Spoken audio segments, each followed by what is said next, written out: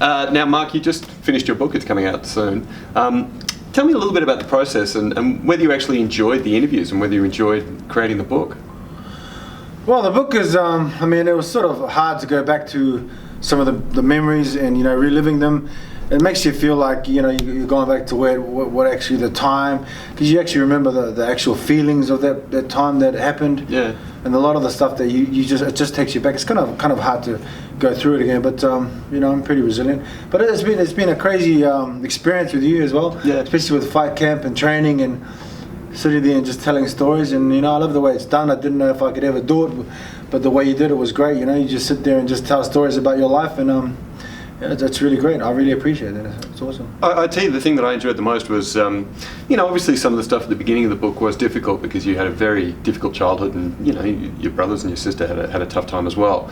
But speaking to you and speaking to them at the end of it, I thought that maybe you felt a little bit better about it, and Victoria might have felt a little bit better about it. That might have surprised you a little bit, right? That it was unburdening. It was for me.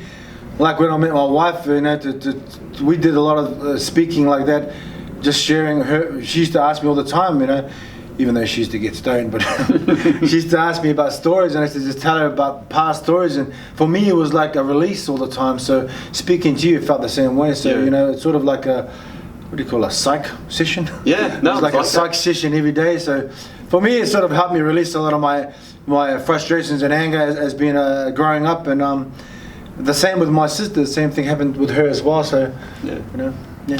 I mean, you're definitely the protagonist of the book. You're the driving narrative force. Well, you're the main guy, right? But I guess in a way, Julie's kind of the hero of the story. You know, she has a very redemptive role. For my life, yeah. She, you know, like I said, when I first met Julie, she looked like she was sitting on a throne. You know, God sent this woman to help me with my life. Otherwise, I'd probably be back in the clink with the rest of the fools. So she is. She's like. She saved my life in a lot of ways, so yeah. There was one time we were sitting down in a coffee shop and I was reading some of the chapters to you, and I think it was just after you'd won the K1 GP, and you had this sort of moment that, like, I can't believe all this stuff happened, and I felt that same way. And writing a book is really good for going back and going, you know, putting the things together and going, wow, I can't believe that happened. You must see that in the pages now and feel great. Well, yeah, I mean, like it's like I said, sometimes going back to being a child and, you know, not knowing that what's normal is not normal, and, you know, living that sort of way, it's sort of it has been a crazy roller coaster ride, and you know, like I said, I feel like I've been blessed by God. He's put the right people in my life to get me to where I am today. You know, I mean, we all make mistakes and are sinners and all, but you know, I'm feeling very thankful and blessed to be where I am today. With your acknowledgements of the book, you wanted to shout out to Julie, you wanted to shout out to Jesus Christ, and you also wanted to shout out to the people in the struggle. Do you really feel like along the way you've met a lot of people who are in the struggle? You know, some people have done it the way you've done it and they've come out of the other end, and some people haven't. You know, are they your people? Yeah, I mean, there's a lot of, like, if I didn't get the right people in my life, I'd be as still lost as them. You know. Yeah, it's been crazy sitting back and going over it again, but yeah, it's all about the people in the struggle. I mean, that's all of us, I say. So just being thankful, I feel about the whole scenario. You know, who knows? What do you think people are going to take out of the book? You know, there's going to be MMA fans who are going to enjoy the sort of behind-the-scenes stuff with Pride, K1 and the UFC. But what else do you think's in the book and that people are going to enjoy? Well, I think for myself, what I take out of it is like a feeling of never, you know, giving up and, you know, always wanting better. You know, I've always said I've never wanted to be a fighter. God just put fighting in my life, and as you can read with the book, it just goes along how fighting just came along.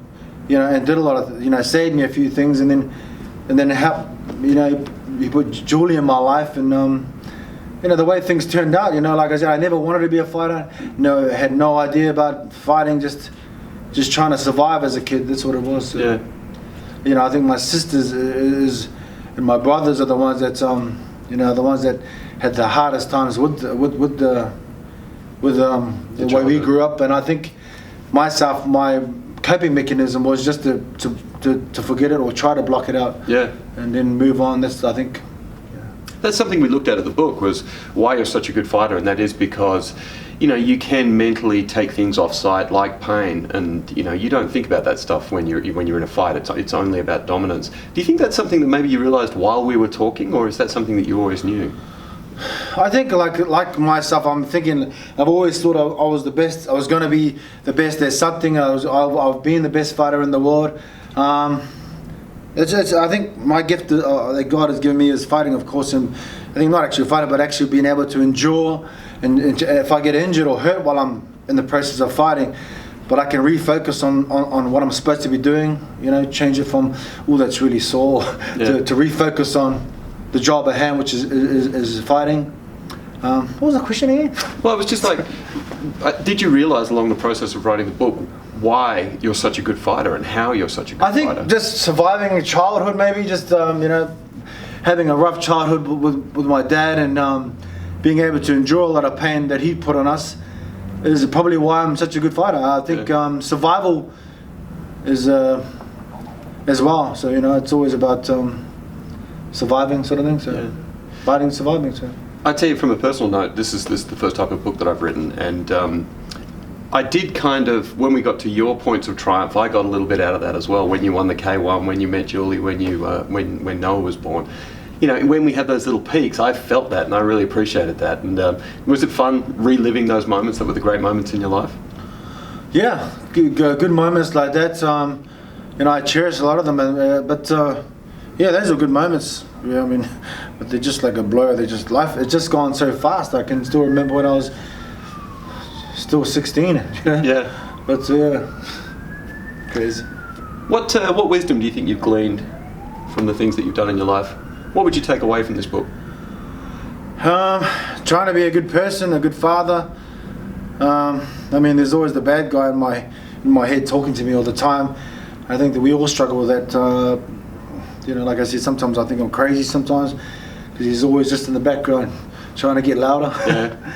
But I think maybe, you know, trying to be a good person, trying to make the right decisions in life, and you know, trying to be a good citizen in this place.